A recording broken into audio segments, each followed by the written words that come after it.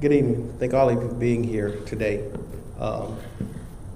It's approximately 6 o'clock here, 6:01 actually. Again, thank all of you for being here today. We do not have a quorum, so I'm not going to officially open the meeting up, but I am going to turn it over to Mr. Sims so he can come. So the board, the ones that's here, we can hear what department heads are saying, but it won't be an official meeting tonight until we get a quorum here. Thank you, Mr. Chairman. Good evening, everyone. Welcome to our work session. Tonight, we have our department directors here to present to the board their request to utilize ARPA funds to address critical needs within the departments. We also have some representatives from our constitutional officers that are also here to request critical needs in their respective departments area. We've had several meetings and we've talked about addressing internal needs, but we recognize that I can say it, but if our directors present their requests before you all, I think the message will be even stronger for our board. So tonight we would just like to do that. We have a list before you all requesting from the various departments, whether it's public safety needs, whether it's infrastructure, whether it's quality of life. We have the different departments here to present those requests to you all tonight. And we'll start in alphabetical order. Everyone knows that their presentation should be no more than 5 minutes for the board. And we'll be able to answer questions as well. Thank you, sir. Go ahead and call your. We'll start with animal services.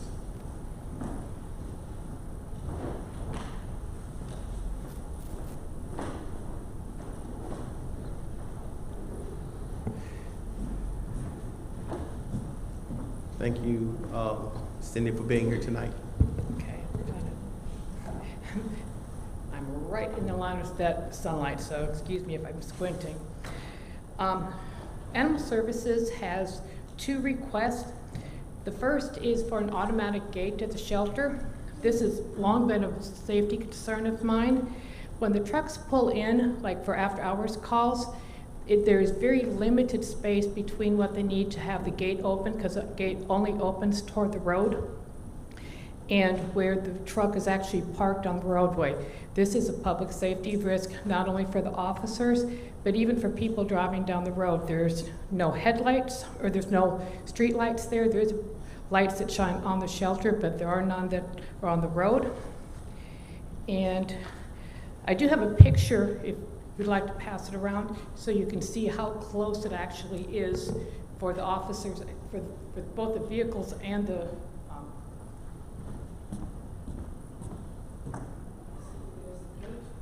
there's the road. Pass that around. Additionally, the shelter, we do accept cash payments. Frequently, I've got a single officer who's responded to an after-hours call, and they are there alone. So in order to bring in a dog that maybe has bitten somebody or has been aggressive, they've got to open the gate.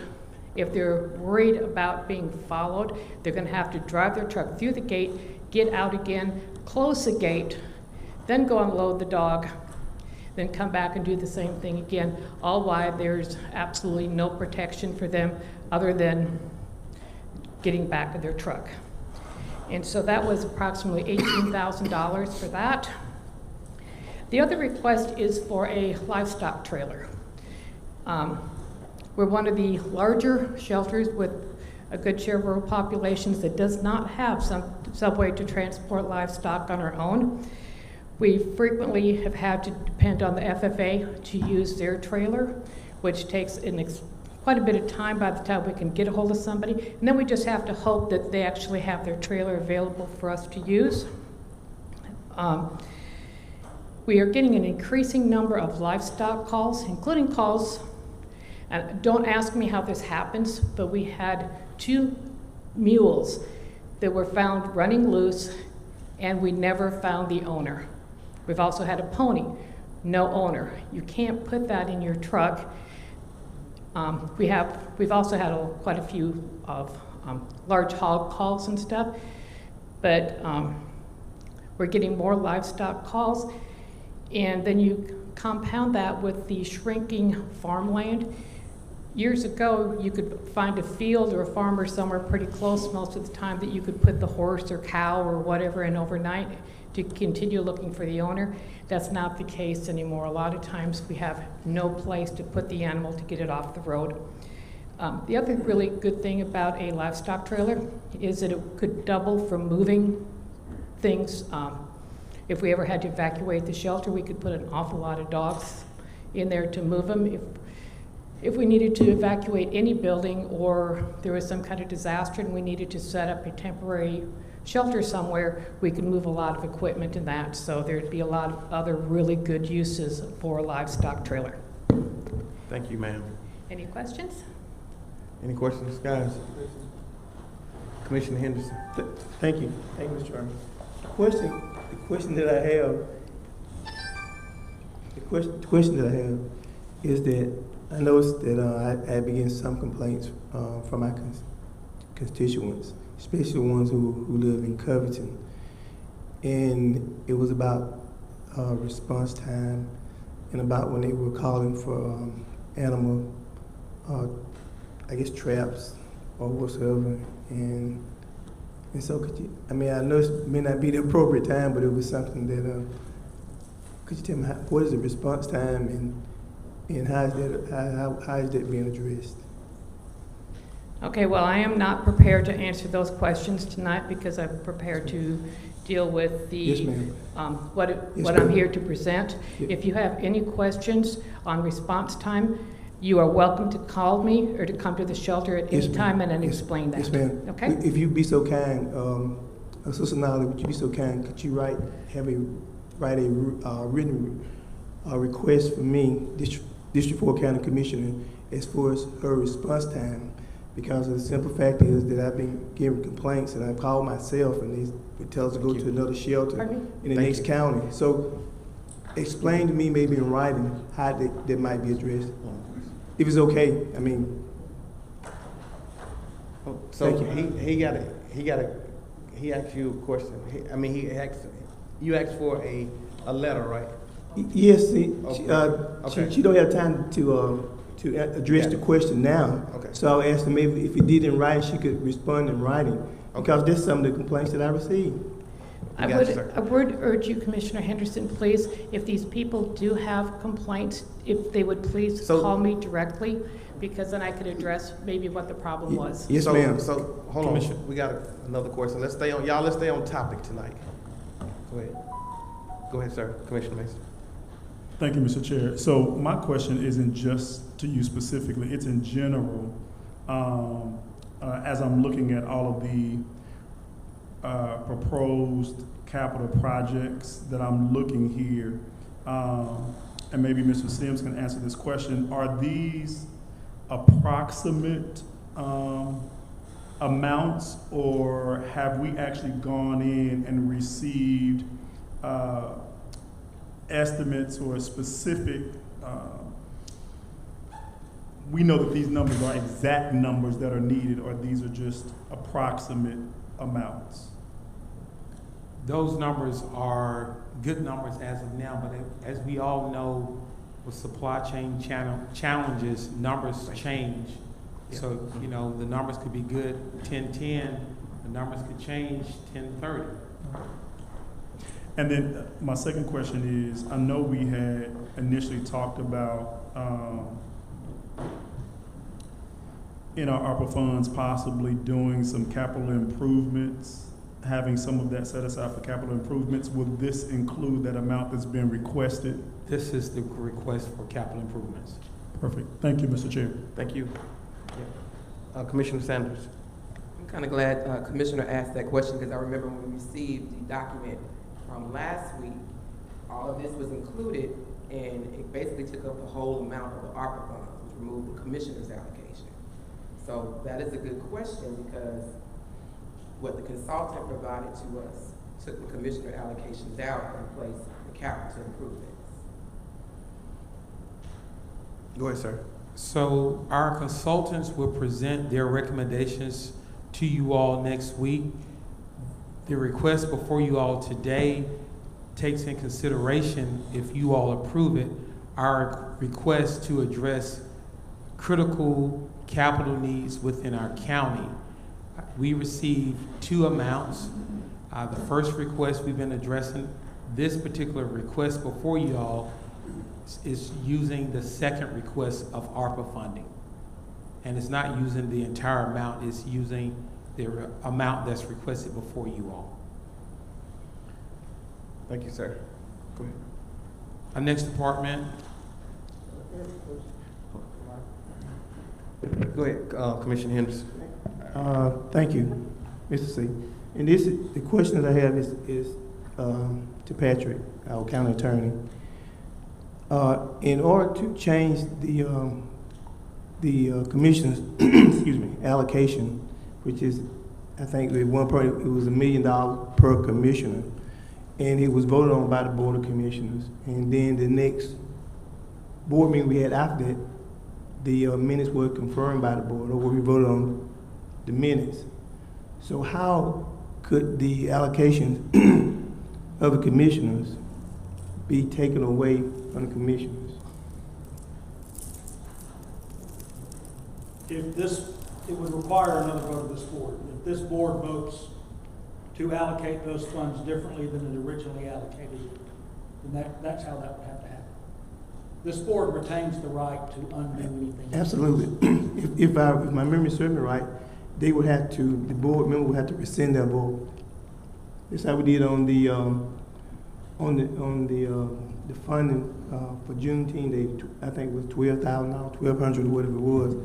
They had to come back at the next meeting because the minute would be approved. They had to rescind the vote. It couldn't be just coming back and say, well, I just want to do something else differently. They had to actually rescind that vote.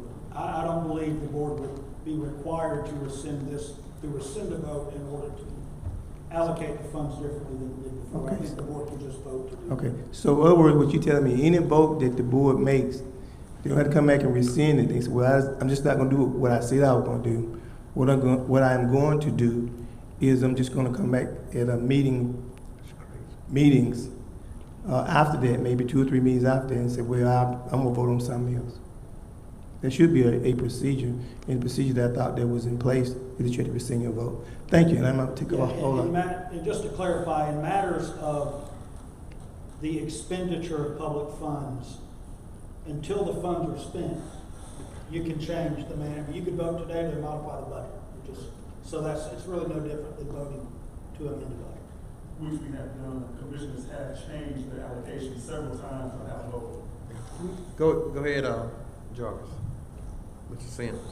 okay, I just would like to state for our record that our consultants are providing the board recommendations. We have not changed or modified you all's list.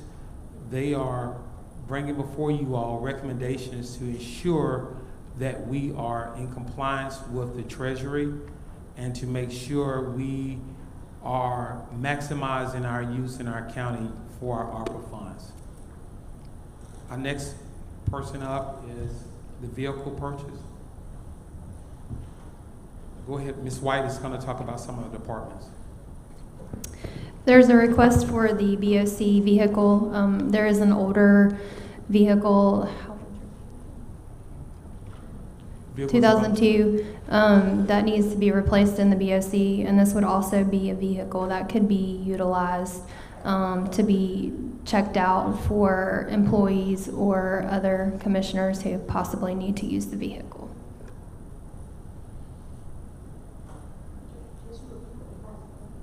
She said the BOC, Board of Commissioners. That's it?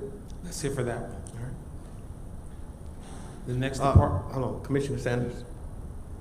I'm sorry, I just wanted to get clarity. So this vehicle is in the Board of Commissioners, but we know we have departments in the BOC, various. So this vehicle is for whom or who? It would be the BOC's regular daily vehicle, but it could also be utilized for other employees who don't have daily personal vehicles that could check them out. So basically for the commissioners when they travel to conventions and so forth? Yes. Okay. Yes. The next department is Clerk of Superior Court. The clerk of Superior Court was not able to be here tonight. She is at a conference. She has sent a request for a couple capital projects. The first one would be to index historical data that's currently on paper. So this would be to digitize files that range between 1822 and 1964. The total cost of this is $41,000. They are also in need of additional storage space to store both files that are civil and criminal, and the additional storage space for that is $74,000. Any questions?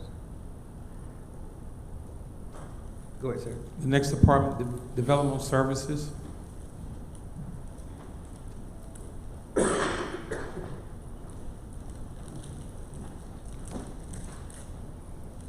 Thank you, Mr. Sims. Good evening, Chairman and Board. Good evening. Development Services today is just requesting funds for 2 vehicles. They're usually pickup trucks, Fords. And the ones we're replacing, they're approximately 15 and 19 years old, respectively. And this is just for, it'll go for our field staff, code enforcement, building inspectors, or stormwater development inspectors. And the total cost would be $60,000 approximately for the 2. Any questions, guys? Thank you so much. Our district attorney is next.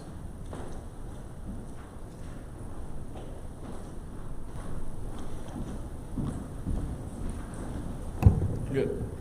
I'm fine about that light. Good afternoon, everybody. Just to keep it brief, we're also asking for a vehicle in this request. I think it was a request we had in our budget request for FY23. And part of that is one to, I say replace. We're going to still keep, we have a 2012 Chrysler 200, and we essentially be having an investigator drive whatever the newer vehicle is instead of that. That other vehicle will still be available. And part of that is we have, with our relationship with law enforcement, I mean, every vehicular homicide or murder case that happens, we're usually called even at 3 a.m. We have some ADAs who are just taking their personal cars out there. I'd like to have that extra car available for those attorneys to switch, to come to the office and get the county vehicle to drive that out there. And the reason why I'm asking Newton County to do that is my car and the other ADA that goes back and forth between the 2 counties, we both drive cars that are Walton County cars. And I don't want to, I hesitate sometimes to get into the Newton versus Walton thing, but Walton with 7 or 8 less employees has more vehicles than Newton in my office. And so that's it. The only thing I would maybe add to that is I think the $40,000, if possible, I'd like to add an additional $5,000 because we then have to, whatever vehicle we pay, we also put in lights and sirens. Those are not the ones on the top that are visible, it's just that are sort of, I don't say invisible, but are, you know, it's not obvious. It's not a marked vehicle by any means, but it does have lights. All our investigators are deputized and law enforcement officers. And so having that is an additional, I think last time we did this here was about $4,500 to have that put in. So, any questions? Thank you, sir. Commissioner Sanders. Yes, sir. Thank you so much for your presentation. So it would be additional from what's on here. And I said additional, so it'd be 45. 45. Yes, ma'am. Commissioner Henderson. Thank you, Mr. C. My question is between Newton and Walton, statistically, who has the more crimes? Are there more in Newton or the more in Walton? I'm just asking. No, it's a very loaded question. What I'll tell you is, number-wise, over the last 3 years, Walton's actually had more criminal cases opened. It's a loaded question about where there's more crime is a tough question to answer. But what I'll say is that the issue with that is Newton, I would say historically, has more violent crime, more serious crime. Walton may have it's not insignificant, it's not a huge number of more cases, but Newton has more homicides, more shootings, more sex crimes, more of the more serious crimes, even if they have 100 or 200 less cases a year. I mean, you know, one murder is going to take more time than 20 drug cases. So, yeah. And so it's sort of a loaded question, if that answers it somewhat. Give me an idea. Okay. Thank you. Thank you, sir. All right. Thank you all. Have a good evening. You too. Next up, EMA.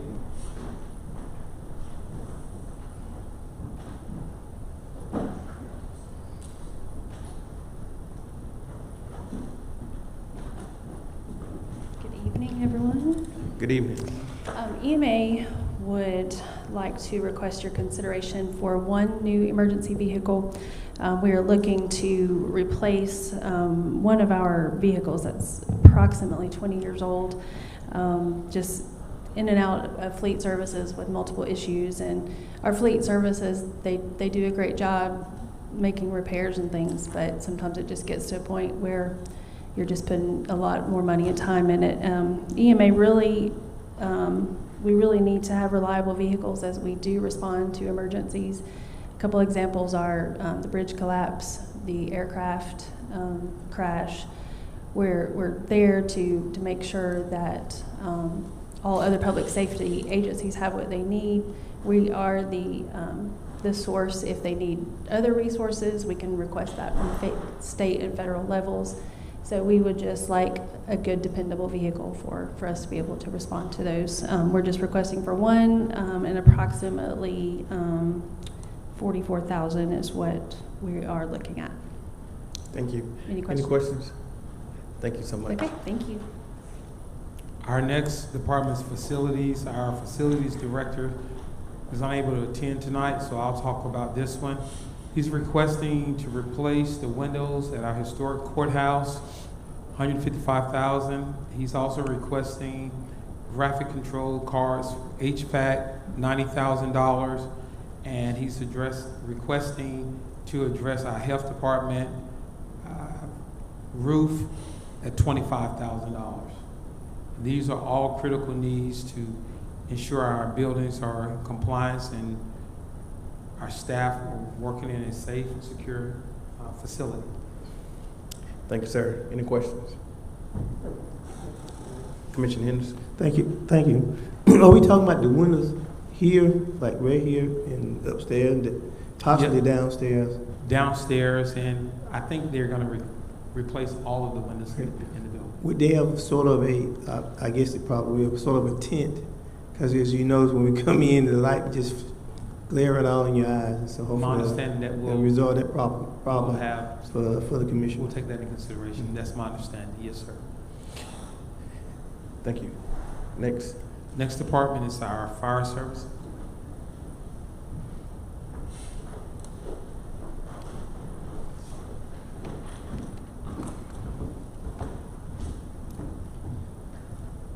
Good afternoon, Chairman. Good evening. Commissioners. Fire, we're looking for some critical things here in the department. I reckon the first one is some rescue tools. We've got 2 sets of tools that's in the county that are older. They're gas powered, hydraulic. As we've been buying new apparatus, we're getting what are called hydraulic tools, which they're battery operated, they're self-contained. We're not having to worry about hoses getting pinched, bursted, or a gas engine that will not work. Technically, it's 2 sets. The next thing would be positive pressure fans. Again, I think this is a critical thing, especially with the cancer initiatives. We're trying to get clean fire stations, but right now all our positive pressure fans are gas operated. As they're running, they're sucking the carbon monoxide and blowing it into the work areas that our firefighters are working, or even somebody's personal home. If we go out and they've had a gas leak or whatever, we try to ventilate the home. We're blowing carbon monoxide in, so we're trying to get away from gas engines, and they will be battery operated. The next thing is going to be a revolve cascade system. Again, I think this is going to help save our department money because we're going to start trying to put these in the outlying stations, where the stations, as they need to refill their self-contained breathing apparatus cylinders, every morning we have to do a check on those. So over a period of time, they leak down. So they have to get in a fire truck that gets 3 miles to the gallon of diesel fuel to come into town, where we have a cascade system to fill those up. And we have requested 2 for outlying stations. And this also helps keep those engines in their territory. For the citizens in that territory, their engine stays where it's able to respond. The next thing is we need some fire hose and nozzles. To be honest, unfortunately, this is something that has a shelf life of 10 years. A lot of our hose, we're losing it every year just due to annual testing. It has to be tested annually. And because it's out of its life expectancy, some of it's 20 years old, it's starting to burst, so it's failing. And we test it because we'd rather it fail in a testing scenario than a live scene. So a lot of our hose is way out of date, 25, 30 years old. It's getting dry rotted and it's failing. We're also going with new hose. It's a 1.77 inch hose, which is a low flow hose. So as this new hose we're going to, it takes a special nozzle. So we need nozzles to go with this hose. And right now, a lot of our trucks, we've lost so much hose, we don't have enough to, after a call, to properly dry, maintain our hose. And so it's causing it to fail because it stays wet. We don't have enough time to let it dry before we reload it on the trucks. The next thing is an I-table. This is kind of for our inspectors and investigators, which will also help our developmental services department once they send plans over for a fire review. Everything's coming in electronic now. This will allow our inspections department to be able to go in instead of having to flip through paper copies of plans and plan reviews. They can pull it up 21st century on the computer, and they can plug it in. They can send it right back over to Ms. Applewhite and her department for the contractors and developers for a quicker turnaround on getting our fire side of those inspections done. We're actually requesting 3 vehicles that are broken down. The first one was actually for a fire inspector position, replacing that vehicle, and again, emergency lighting, because they do have to respond to calls where they need an investigator on the scene. The second vehicle is actually going to be another pickup truck, kind of for our training division, for them to be able to move equipment from training grounds to other areas in the county where they might be holding a drill and need to move equipment. The third one is for a van for logistics. We need that because, again, it's going to be cheaper to operate instead of, again, fire trucks coming into Station 1 where the logistics building is to pick up supplies. We can put these supplies in a small van, take it to the station. And the last one is additional office space.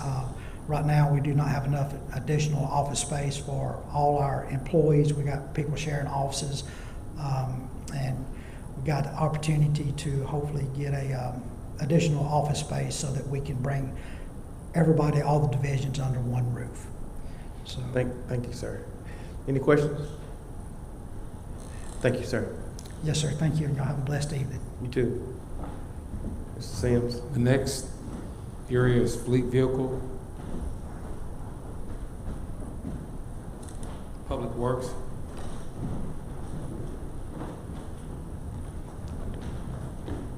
Thank you, Mr. Chairman. Good evening. How you doing? I was going to speak about the fleet vehicle. We are requesting a vehicle to keep on site, to be available for the departments to use, to check out, as well as the board members or anybody with the county that needs an extra vehicle.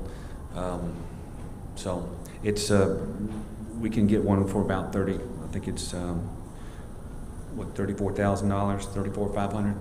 So that's what that vehicle's for. Thank you, sir.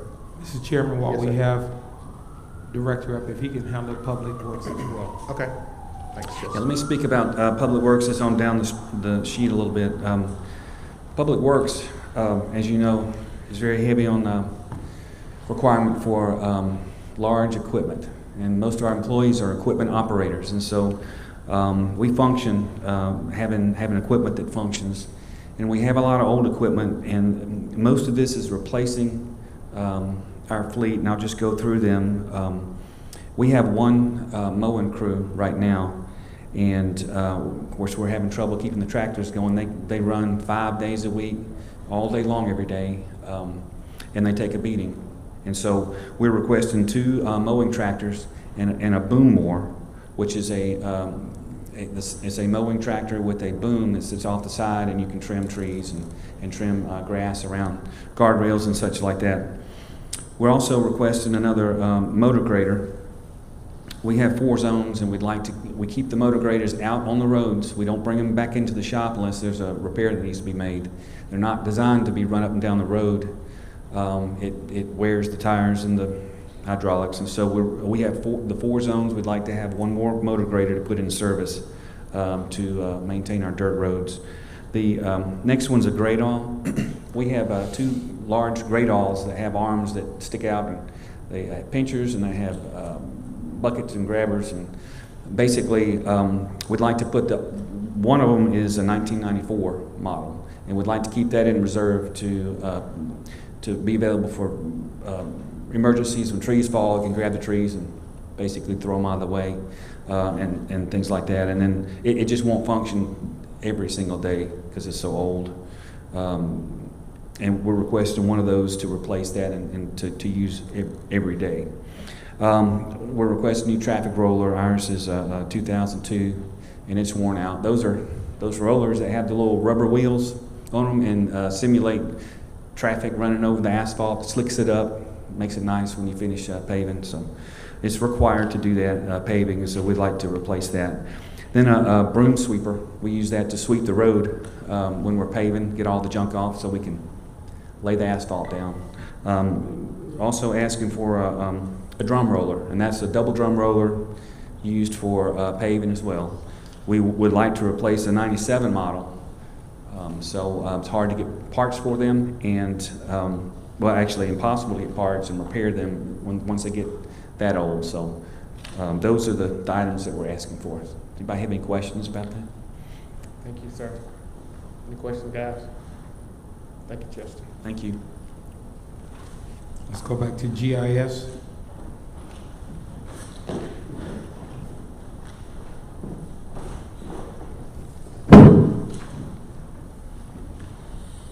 Thank you, Mr. Sims. Good evening, Board. Good evening, Chairman. Yes, the request from GIS is for a vehicle.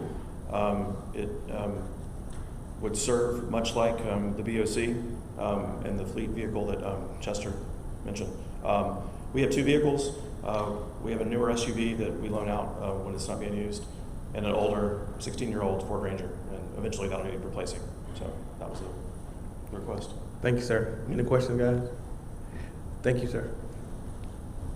Next department, Information Systems.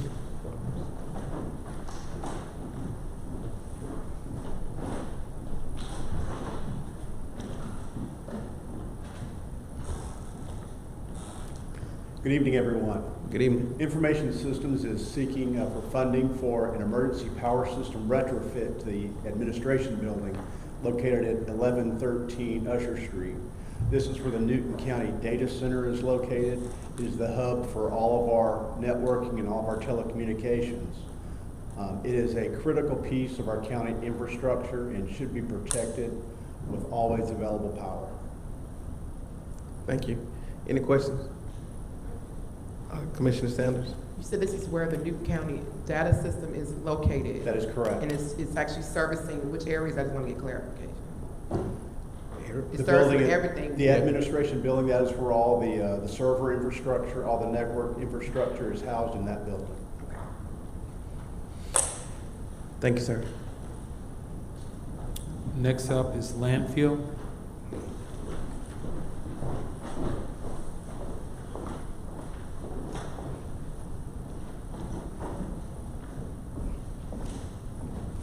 Thank you, Mr. Chairman. Good evening. Good evening. I'm David Henry, the acting landfill manager for the Newton County Solid Waste Management Authority. I'm requesting ARPA money in the amount of $150,000 for purchasing trucks for the landfill. As many others have said, the majority of the vehicles on site are 20 to 25 years old. Many of these trucks were cast-offs from other departments and were already heavily used when the landfill began using them. The landfill staff works diligently to maintain the main access roads for all-weather customer access, but other areas that the staff need to drive are not accessible with two-wheel drive vehicles. And currently, only 2 of the trucks on the landfill fleet or four-wheel drive. It's important to have reliable vehicles that don't need constant upkeep, maintenance, and repair to help keep the landfill running well. So we're requesting $150,000 of ARPA funds for use for trucks in the landfill. Thank you. Any questions? Thank you. Any questions, guys? Commissioner Henderson. Sure. Thank you, Commissioner Sanders. And I guess it's more to Patrick. Doesn't the landfill have a authority? That was my question. Basically, yes. Okay. But it is a government entity that would be an appropriate recipient of ARPA funds if you chose. Okay. And just my thinking behind it was that when I was here when they developed the authority, that they were going to take over the day-to-day operation, and sooner, it's been a long time, and more sooner than later, they were going to take over all the expenses, et cetera. And so I was just wondering, I thought that would fall on their responsibility as a authority. Thank you. Anyone else? Commissioner Sanders. That was basically my question, Director. Have you consulted with the authority to see if there's funding under the authority? Because when the citizens pay for their services, all that goes back to the authority, not to the county, and it's supposed to take care of the landfill and their operations. So I don't know if, and the county does allocate funding out of the budget to the authority, the solid waste. So that was my only concern regarding the funding that's already there for these projects or things that are needed. Thank you for your question. Commissioner Cowell. First off, how many trucks you need to buy? We're looking at 3. 3 four-wheel drive trucks? Mm-hmm. 3, 4, okay. As far as the Solid Waste Authority goes, the landfill was a disaster zone 6 years ago. And we put together the authority in order to get out of that big lawsuit we were in with East Georgia. We had to bond that, and we were making payments on that. The county had made those bad decisions. No disrespect to anybody that was on the board at that time, but the county made bad decisions 20 years ago. That came to fruition about 6 years ago. We had to get out of that, and it cost us $10 million. Since that time, the landfill, and we were under EPD consent problems, or we had consent orders from EPD. We have spent the last 6 years putting the landfill back together, and it's in good shape. It is not financially sustainable at this time, but it's growing every year. The finances are growing a little bit every year. So I would suspect at some point the landfill will be sustainable on its own, but right now it's requiring some funding from the county to continue with that in order to keep it in good shape for the residents of Newton County. If I'm not mistaken, there was a plan at some point to bring in trash from outside. Is that correct, Marcelo? Mm-hmm. And we stopped that. That landfill is only for Newton County. So those problems that we had, and sometimes y'all wonder, why are we still putting money into it? Well, we had to, because it was such a disaster 6 years ago. So I just want everybody to know that. Commissioner Sanders. Commissioner Cowan stated something that sparked a question, and he said that the landfill is not sustainable at this time. I did attend one of the meetings, and that was one of the questions from one of your board members, was when we're going to pull from out the county. So being a board member, do you know how long that they are going to be basically, I wouldn't say a burden of the county? Well, they're not really a burden because it's an asset of the county, because where would you put your trash? But they are making funding. They're getting money from... They're getting some money from the county, but even if you had not formed an authority, you were running in the hole about $2 million a year. Right, Commissioner, Is that correct? But anyway, I just want to make sure that. Let me jump in, because I want to make sure we get the right, I want to make sure we get the right information out there, okay? Right. Brittany, can you explain the debt that the county pays to the solid waste authority? The debt that the county pays. Yes, sir. So the general fund does do a transfer yearly out of the budget to the solid waste fund, but the transfer out is the exact amount of the debt payment that covers the $10 million settlement. So when y'all, listen, we want to make sure we get the right information out. When you talk about the settlement that who made, not the solid waste authority, who made that settlement? The Board of Commissioners made the $10 million settlement, but So when you say that, who lawsuit is that? The BOC took the burden on of paying off that $10 million. Right. So it sounds like to me that solid waste probably should stay under the Board of Commissioners to access it if we have debt that should have been taken care of. Because based on what the citizens are thinking is that the solid waste is a separate authority that they are paying to. The funds are not coming back to the county at all. We don't see not $1 from the 130, 40, 50, I don't know how much it is right now that they pay, or the $35 that they pay to go for one time, or it's based on ton when they go in. We see none of those dollars. So probably what needs to happen to make this situation at amends is that the citizens need to see all transaction, all spending of everything from the solid waste so this can be settled. Because right now it looks like money is going in, but the county is still paying not only for that lawsuit that we just mentioned, the settlement, but also for other things as well. So there needs to be some more transparency. When it comes to solid waste, I've asked many questions. The meetings are not recorded. You don't know what's going on unless you go to a 5 o'clock meeting. Everybody can't go to a 5 o'clock meeting. So you have no idea what's going on with this solid waste. So it's going to be a standing, continuous issue if we don't show transparency. Thank you for explaining that. So since the county finance department does pay the bills of the solid waste authority, all solid waste authority transactions can be found on our transparency tool on the website. And they're also part of the financials that I do monthly, and then the solid waste authority also presents financials monthly. I got Commissioner Cowan and I got Commissioner Henderson. Well, I just want to say the county ran the landfill and ran it into the ground, honestly. The solid waste authority, monies that come in go directly back to operation of the landfill. Okay, the debt service has to be paid by the county because the county's the one that got them in the lawsuit to start with. So the county's paying the solid waste authority back every year. The other money going in is used to pay their employees and to pay their operations out there. We've still got some needs for other things that we've talked about.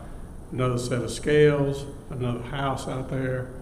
There's several things that the Solid Waste Authority is trying to improve that operation out there. And I think my last question to one of you guys at the last Solid Waste Authority, we've got 60 years lifespan on that. So I'm not going to be here whenever that. I don't think I will. But we're trying to get it in the best shape we can for the next generation. And we're not selling our land and allowing other counties to use our land, even though they want to, and they will pay big money to. But that's going to quickly wipe out your lifespan. So we're being very cautious with it, but we are running that money back through the operation of that landfill to make sure that it's not causing a problem. The biggest problem we had out there was it was just such a mess for the neighborhood of Spring Hill. And we're doing everything we can to make sure that problem is corrected. So, just want to let you know. Commissioner Henderson. Thank you, Mr. C. Well, you know, since I was kind of here, and then you were here also to help make decisions about, I think, was it $10 million for the property? And what the problem in my opinion, was the landfill was about a $500,000 deficit every year. I remember that one good. Every year. And so they wanted the authority to be made out there. And so the Board of Commissioners, the majority of the board, voted to make it an authority. But they also took in all the recycling centers. And the recycling center throughout the county wasn't paying any money because it was a convenience center. It was convenient to the citizens to come in and put their trash in at no charge for them. That's the reason why, when I came on the board, that's the reason why they were purchased. And they purchased, I think, the last one over on Cook Road. And so it was just more giving the citizens a place to dump their trash in the unincorporated Newton County. And they added that into it. And it made it about $1 million and a half more of a deficit to it.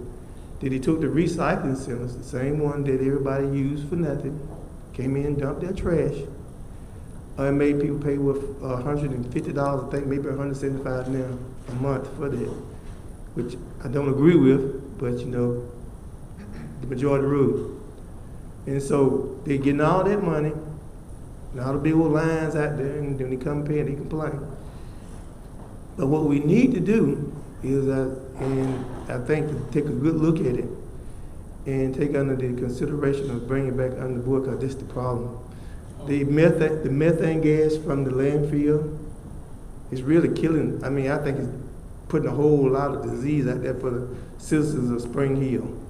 The air needs to be tested, and add insult to injury. We're building a new park over there with 4 million park out there for those people to smell that stuff out there in their community. If you want to do something for the people, I'm finna close, Mr. Chairman. Don't put it out there. Close the landfill down and put it somewhere else. Thank you, sir. Thank you. Mr. Sam. Mr. Chairman, the next department up, probate court. Director White is going to talk about this. However, I would like to bring to you all's attention, if you notice, several of the projects are color-coded in green. This reflects that these projects were initially listed as projects under the commissioner's project list, and we moved these projects over as capital projects to be funded utilizing ARPA funds. For example, the probate court, as well as some projects that our recreation director will talk about. Yes, as County Manager Sim said, the projects highlighted in green are projects that could qualify under lost revenues. So for ease of reporting, we have moved those over to the county because they can fall under county operations. So the probate courtroom renovations was one of the things we had listed under District 5. So we have pulled that out and moved that over to lost revenue. So that's the project that's renovating the probate courtroom because they're already pretty much at capacity now. Thank you. Any questions, guys? Commissioner Sanders. When was the courthouse, the date of when it was built? Do we have, anybody happen to know when they actually built that building? That's a new building, correct?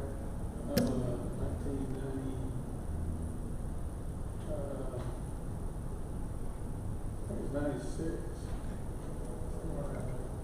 So it's a fairly brand new building. Relative. But it was built on the cheap, as usual.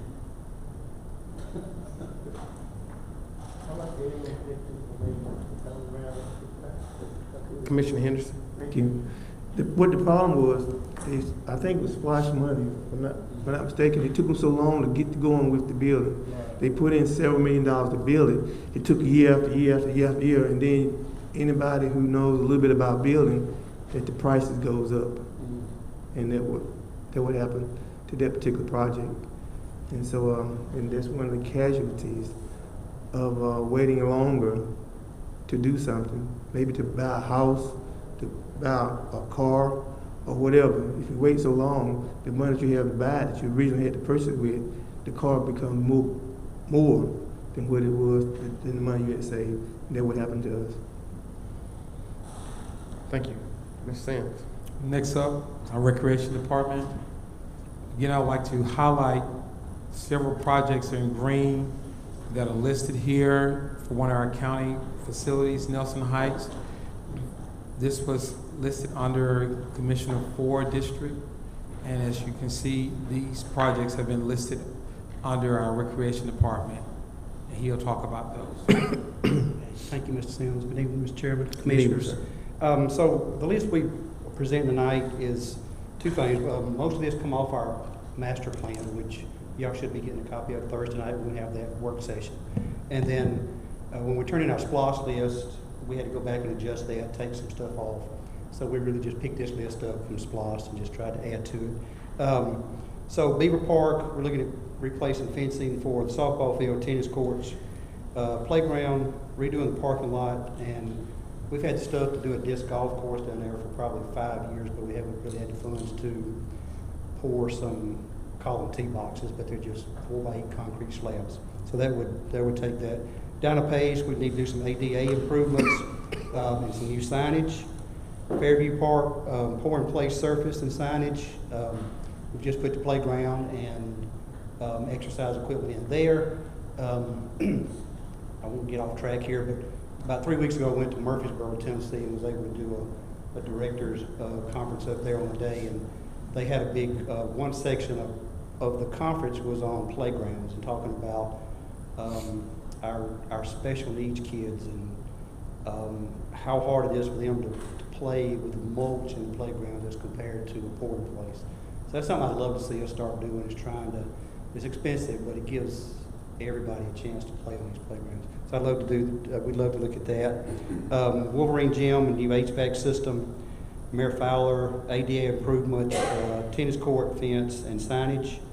Denny Dobbs, expanded splash pad. I'm mainly just talking there about concrete around it, not any more features. But you got about 4 feet from where the features end to the fence, and it's just tight in there. So I'd like to look at expanding that and give more room for parents to be able to set a chair and do some things there. City Pond, renovate ball field, excuse me, and pickleball courts. We just done a few pickleball courts, but those things are staying packed. So we'd love to add a few more there. Turner Lake, shade structure over bleachers, and then Nelson Heights, add restroom facilities for basketball courts and ball field and beyond. Thank you, sir. Any questions, guys? Commissioner Henderson. Thank you, Mr. C. As far as Nelson Heights, which is in District 4, is that the $150,000 for that was left in Splash, or is this some totally different monies? This would be different. The money you're talking about should hopefully be on next week's agenda for pavilion. So we've got about all that pretty much worked out. So if the contract gets done, it'll be on the agenda. Right. So we talking. I think I had mentioned it. We had wanted electricity under the new pavilion and the old pavilion, and I think they would cover at least $150,000. I never knew for stuff to be so high, especially when they originally got built. The pavilion from the community center was just $26,000. Yes, sir. Okay. Okay. Thank you. Okay. Thank you, sir. Commissioner Sanders. Thank you, Mr. Mass. For the Fairview Park, I know we spoke on the issues of closing off the location. Yes, that's coming through the subdivision and creating another entrance and getting more parking space. Would that be included in that, or that's just something else you're actually putting for that area? Yeah, well, this would just be the playground area we just had. Okay. Now, I think on the parking, we've just got to, again, figure out where we're going to put the parking. As far as closing that parking lot off, that's pretty simple. That'd be a pretty easy task. They kind of, when the meetings that we all had, they kind of identified another area where it could be and another entrance, which is hitting Chase Road. So yes, yeah. Yes, I think I remember. So yes. that's really needed. That's why a lot of people don't get a chance to go there, because there's only like 6-7 parking spaces for a county park, and they cannot fully utilize it unless they're going to park in the street or park in one of the subdivision or homeowners' driveway. So if we can look into that, also Mr. County Manager, because that's the issue that we're paying funding for a public park and the citizens can't utilize it because it's inside of the subdivision. Okay. Thank you, sir. Yes, sir. Thank you. Mr. Sims. Next department, Senior Services. How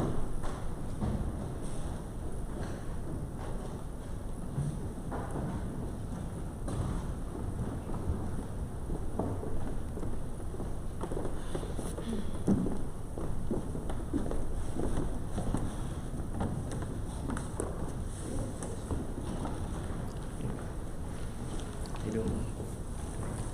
Good evening. Good evening. First off, before I get started, I'd like to thank GIS for helping us with our maps that's inside your brochures, your packets. And I also like to thank Fleet Services for keeping us rolling. I'm not going to, I want you to take a look at what's inside our packet, but we're here for an immediate need. We need shuttle buses. Our buses, and I've heard the years, 20, 25 years, where our buses are that too.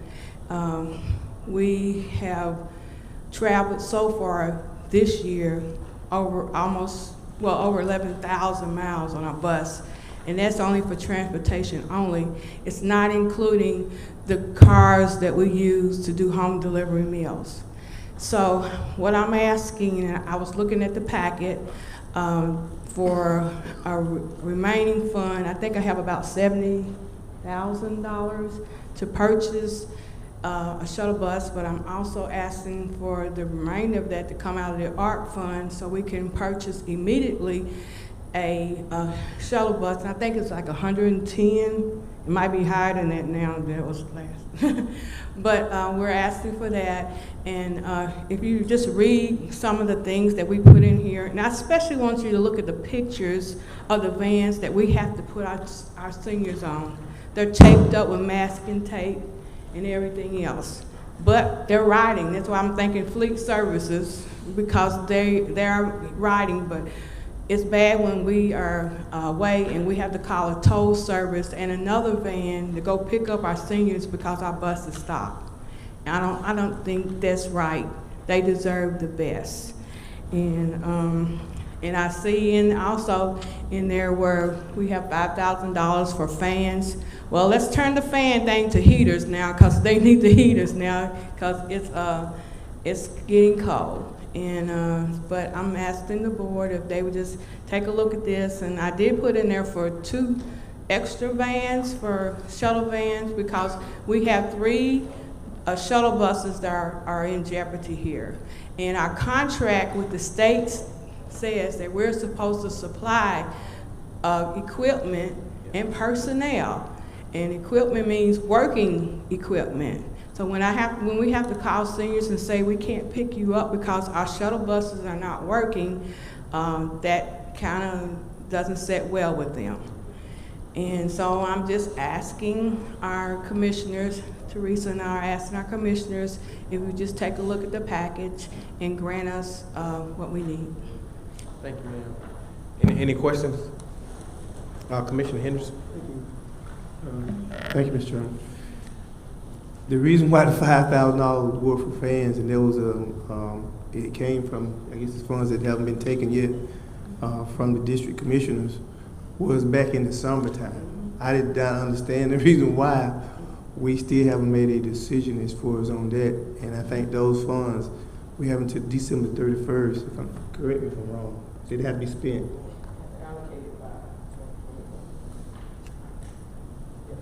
Allocated by 2024, spending by 2026. Okay, well, and the reason why I'm taking so maybe next summer, if the board, and it's not just a one-person thing, we can make suggestions like just any other citizen, but ultimately it has to be the board who votes on it. But the good intentions were there.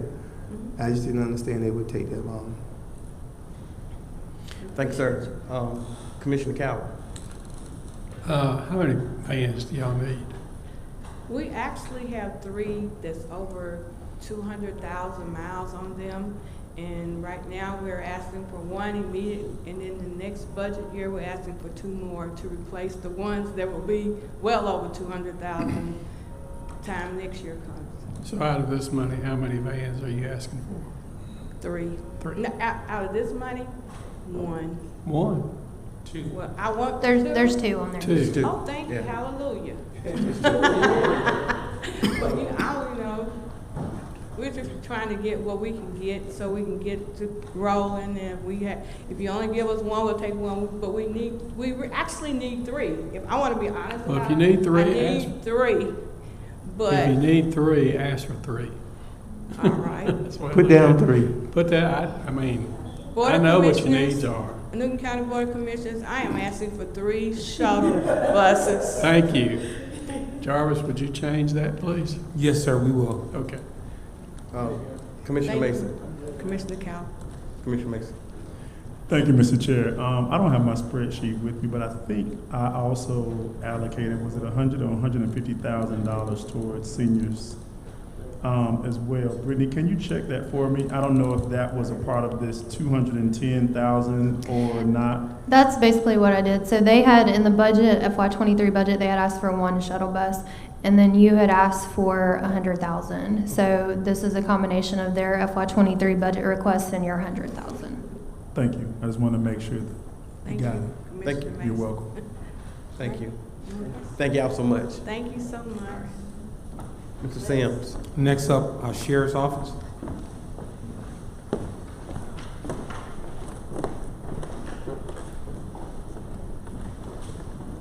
All right, thank you, Mr. Sims. Good evening, Commissioners. How are you all?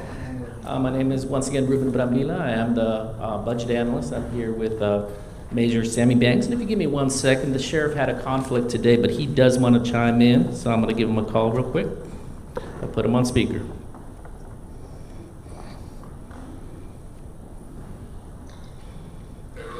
All right, we have you on speaker, Sheriff. Okay. All right, so we'll be very brief. We are requesting from ARPA funds approximately $2 million, $1 million for law enforcement vehicles and the other $1 million for building renovations and improvements. We currently have about 236 vehicles in our fleet. About 78%, close to 80%, are high mileage, which is consisting of 200, 300, 400, and even a few that are 500,000 miles. And so with this, comes a lot of issues with repairs and maintenance and a lot of those things that come along with high mileage and older vehicles. Specifically, what we're asking for is that if you have all heard that the Dodge Chargers are no longer going to be built after 2023. Now, this has been the bread and butter for law enforcement, not only in the state of Georgia, but all across the nation. And so they opened up a window of opportunity to order Dodge Chargers starting October 1st, which was about 9 days ago. And so just like with any type of last year, not only do other law enforcement agencies want to take advantage of this on a first-come, first-served basis, but also collectibles and things like that because they know this is the last year of a vehicle. Roughly the vehicles, now they've increased in price. They're going to be about $38,000 plus about $15,000 to equip the vehicles, which runs about $53,000 each vehicle. So if we were awarded that $1 million, that would pay for about 18 vehicles. And once again, it's important because the window of opportunity to purchase is now while the window is open. If we delay on that, and unfortunately, like some other agencies have already done, they've already moved on to higher price SUVs. But with so many vehicles that we have, we're consistently seeing, I see invoices all the time with repairs being much more worth than what the car is worth. So that's something that we need to consider. Of course, I don't want to, elaborate a little bit more, but it's real important to understand that law enforcement is a 24/7 operation. When you get those 2 a.m. phone calls, we need to make sure that a properly equipped law enforcement vehicle is there to address it. Another request that we have is $1 million for building renovations and maintenance. And I know these are things that you all know, but just to make sure that we understand, is that law enforcement is not just one building, it's multiple buildings and multiple sites to affect the entire county as a whole. Where I work at on Alcovey Road is also home to the jail and detention center, which of course at any time requires to be in tip-top shape 100% of the time to ensure that there's no issues and creates no safety concerns. Of course, we have our west side, east side precinct and the Stalling Street site as well. We also call the old jail site. With that, as we've already identified, there's numerous issues that we've encountered, numerous issues that we try to prevent as much as possible. Not too long ago, we were talking about in our SPLOST application how we wanted to prevent some of the issues by putting together an application for a chiller, because we knew that our chiller was out of date. Well, guess what happened? After we submitted the application, the chiller went down. So, that's why it's important that we need to make sure that we catch these at an earlier stage. And so when putting together this presentation, we just wanted to share with you all that some of the needs that we have are going to be more than $1 million. And so we want to make sure that if we're awarded this funding, we prioritize based on the so many projects that we have, because just like our chiller and just like some water heaters that went down recently that costed us $98,000, we need to make sure that we address these ahead of time. They're already expired, and so we want to make sure that we don't have another issue where we have to deal with even considering relocating inmates and relocating employees to other sites because they need to have a facility that supports them. So that's a very quick synopsis in a nutshell. Do you have any questions on that? Any questions, guys? Commissioner Henderson. Thank you. So would it phase out all those Crown Vics if we could get in a timely manner to maybe purchase those cars? Because I know they're needed. Because I'm so tired of seeing those old Stone Age cars ride up and down the road with those little burning 5 lights on top of them. I think it's time for us to phase them out. We are currently, those have been the backbone of law enforcement. And Sheriff Brown chose to hold on to them. That's what's keeping us going with that fleet of 35 that we had, is the parts off of those cars are keeping the good ones going. And that's the reason why we're still rolling with the brown ones. But we're gradually getting to the point where we are now to move forward with the assistance of this board. Anyone else? Thank you, sir. Greatly appreciate it. Thank you all. Have a good evening. Mr. Sims. Next up, tax assessor.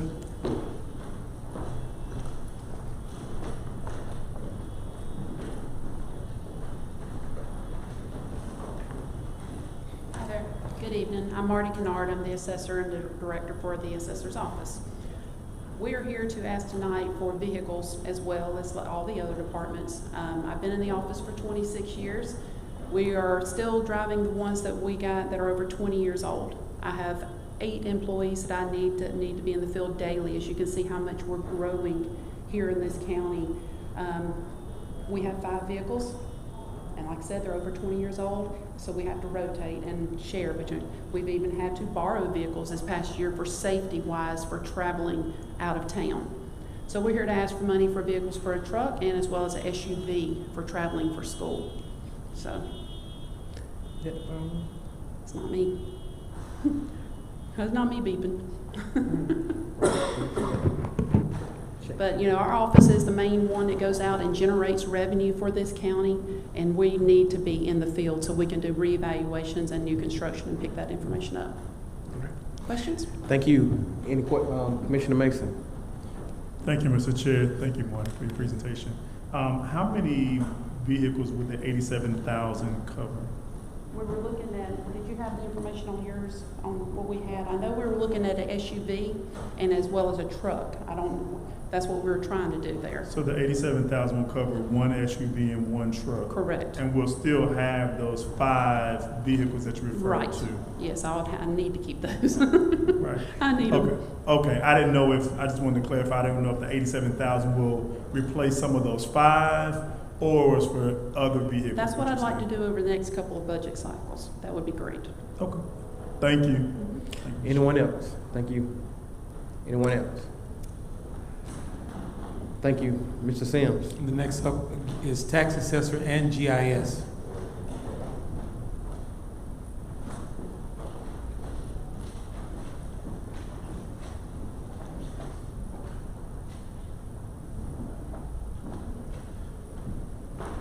Hello again. Wanted to talk about a project that we discussed back in March as part of FY23. The cost on the sheet shows $60,000. It's actually probably double or triple that. It was a project that we didn't necessarily think that ARPA would fund. Some of our aerial flyovers were able to break down into installments. So it was going to be $60,000 FY 23, 24, and 25. And it comes out of a tax assessor, or it was initially entered into tax assessor's office. GIS would assist with the procurement. This would go out to RFP sometime in the next few months. And I have my presentation from back in March if you guys want to see what oblique images are. They are very different than what you're used to seeing, the direct overhead. This is a twofold tool for public safety. They can see a different vantage point of a building at 45 degrees in all directions versus straight overhead. And also for tax assessor staff, if they can't make it out in the field because of old vehicles or closed access, they can see it from the air. With that, I'll entertain any questions. Thank you, sir. Any questions, guys? Thank you so much, sir. Mr. Stan. Last up, Tax Commissioner. The tax commissioner is also at the same conference that the sheriff and the clerk of court is, and his request is for a new ticket system for the tax commissioner's office for $20,000. Any questions, guys? Commissioner Mason. Thank you, Mr. Chair. Is this the ticket system like when you go in and pull a ticket, or is it something different? I don't know the exact details of it, but I'm assuming it would be more electronic than just pulling a ticket. I hope so for $20,000. Right. So that's why I wanted to clarify to make sure we knew exactly what ticketing system we're referring to. So it'll be something that will be in the electronic, not where you're going up to the machine and pulling a ticket and waiting for them to call you. Okay. Thank you, Mr. Chair. Mr. Sims. Yes, sir. So again, I'd like to thank all of the directors for coming out to present to the Board of Commissioners. And I'd also like to make reference to a common theme that we heard tonight from our directors. We're driving aged vehicles that are 15, 20, 25 years old with over 200,000 miles. We are asking our directors to be innovative, however, we are not providing the necessary equipment for them to be innovative. We're also wanting a high quality of life for our parks and recreation, and again, we don't have the resources to address that. So the purpose tonight was for our directors to present to you all why we need the use of ARPA funding, which is allowable, and to address critical needs within our county. Thank you. Thank you. Anything else? That's it. You have a question? Commissioner Sanders. My only concern, and I thank all the directors for presenting, so it tells us what some of the needs are. But my concern is some of these needs were addressed in previous fiscal year budgets, and some of the items were denied. Now, it's a blessing that the ARPA dollars have come down the pipeline to the counties, thanks to NACO, National Association of Counties. But that's my concern is, and as you mentioned, and I know you were not here, Mr. Sims, so I can't put that on you, but it seems like I'm listening to all these years of not having vehicles. What was the plan? What was the contingency plan that was put in place to exit out these vehicles? Because it is really sad that a lot of our departments have vehicles that are 20 years older, but the only sad part is we can't accommodate everybody at one time. Because if you're trying to replace all these vehicles that's on here at one time, then what's going to happen to the funds that also need to be allocated for the community? Because I did look at the suggested budget. It was suggested budget from our ARPA consultant, and it did take out a lot of the needs for the community. I'm also looking at some of the requests on here. I do see some of the commissioners' allocations and requests, but I don't see all of the commissioners who had requests that was in place in here as well. So that is my concern. The other thing I did not see on here for the BOC, as you can see, I think our residents see here, we're about to break our necks looking up here to try to see what's going on when we have computer screens down here that don't work. So that one you can put up there to where we need some monitors up here for our citizens to be able to see this better, or a monitor right here so we can see those various things. So that wasn't even placed, or our updated voting system. So that would probably need to also be a priority for the commissioners to be able to do their jobs effectively. And that has been passed over. We've been talking about that, I know, since I've been on the board, to figure out how we're gonna update these Tandy 1000. That was my first computer I had in 1995. And so that's a huge issue. Yes, we're looking at all departments, but you have things that are lacking here in the building for your commissioners to be able to operate effectively and have updated technology that we do not have. So I was kind of shocked that wasn't put on there unless we have a budget that's already in place. I think Brian's gonna answer that question for us. Thank you so much. That's a concern to me as well. But we need to have a plan put in place on exiting out these vehicles, because some departments are gonna probably be upset that we can't accommodate everybody because it's all coming at one time. And with it coming at one time, you can't just take a budget and just do that at one time when you have other needs as well. That's not smart budgeting. So we just have to make sure that we put those things in place. I'm sorry, Brian, you had something. You want to close us out, Mr. Sanders? Well, Commissioner Sanders, as far as addressing the need within our commission room, you're correct. I was quite disappointed last time we had our meeting, and our PIO manager is here to talk about that, what we are doing now to address that. Yes, hi, thank you. That was in our capital funds. The orders went out today for monitors, and we have an RFP that closes Friday for not monitors for you all, but computers. So you can not only see the presentations, but you can also, do your work. So that closes Friday. So that is happening under capital funds. So that's why that was not on here, because we're on the cusp. We're on the cusp. And what about an effective voting system? Are we doing that as well? I know City of Covington has that in place. Yes, I went over there, looked at theirs. It'll be in the microphone system that'll come. Perfect. Thank you so much. Commissioner Henderson. Thank you, Mr. Tina, and I'll be very brief. I would like for this money to give everybody, kind of like on Christmas Day, when you have some kids and you want to give everybody something, give it all on a bicycle. But I think, unfortunately, I don't think somebody's not going to get something this Christmas. But what I wouldn't like to see is for the people in the underserved areas of Newton County to kind of be left out, like mostly what they have. This is a week that the kids doesn't have anything to do, and we should be out trying to feed them, make sure they have activities where that would be safe.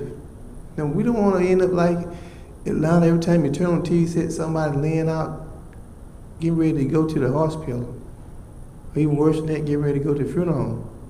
So that's why we need to work on safe activities for our kids.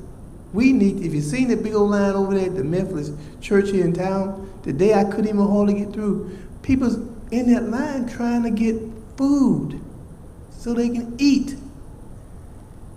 And so it just behooves me why we're not trying to do more, and why it's taking so long just to allocate a few dollars to help somebody. And I think the best people to help the people of Newton County in the underserved areas is your commissioner. And so, we can let them take that away from us. We can let folks come from out of town and tell us what to do if you do what you want to do. But I think who knows the people better than the 5 commissioners sitting up here. Thank you. Okay, we got the chairman.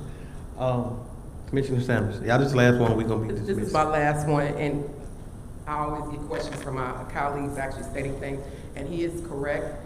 Biden issued an order, 13985, to address these funds are supposed to be addressing the underserved community as well. So we need to make sure that these funds, when we are allocating, that we're making sure we're also addressing that executive order that was put in place. We also had a citizen that came up here, and I believe Ms. Rowe is a member of the Atlanta Black Chamber. She's on the board, and so she's a citizen here. But we have not addressed Executive Order 13985, which is one of the reasons that the ARPA funds came down the pipeline. Thank you. Guys, we stand adjourned. Thank you so much. Thank you.